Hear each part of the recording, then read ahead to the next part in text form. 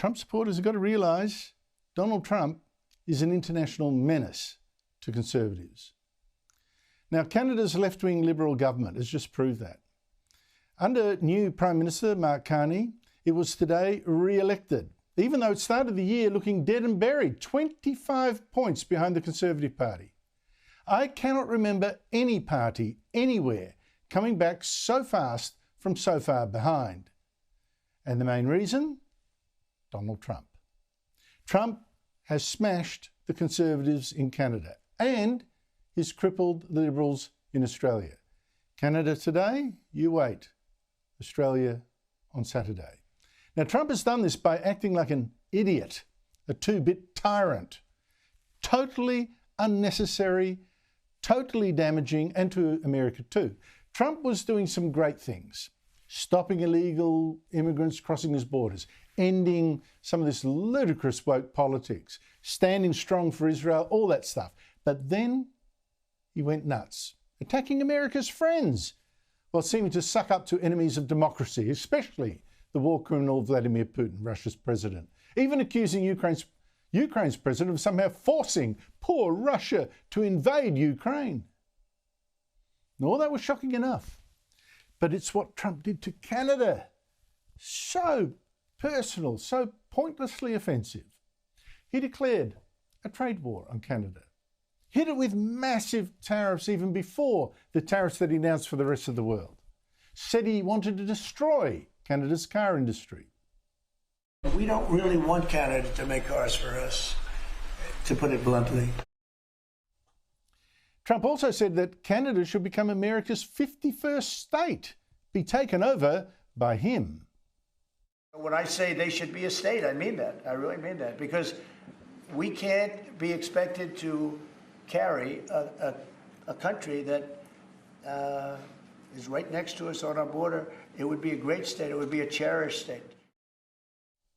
And to make it worse, remember that the context here, that takeover demand was in the context of Trump refusing even to rule out sending in the army to take Greenland as well, Canada's neighbour, take it over from Denmark. We need Greenland, very importantly, for international security. We have to have Greenland. Now, all this hit Canadians like a bomb. I mean, soon the Canadian ice hockey team was even having punch-ups with the Americans, and hockey fans were booing America's national anthem. The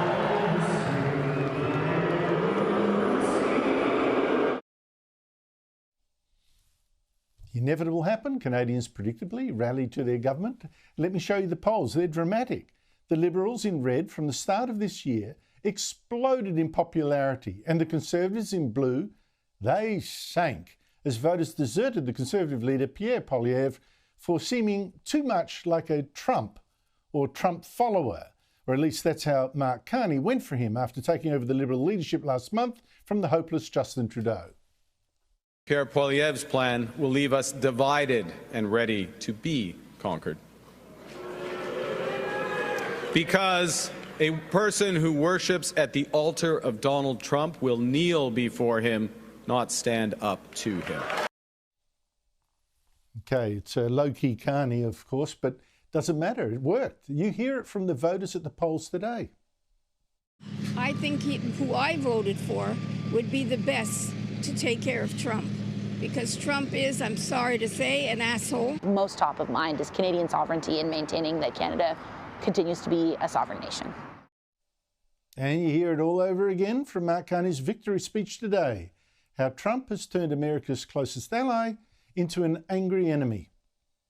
As I've been warning for months, America wants our land, our resources, our water, our country.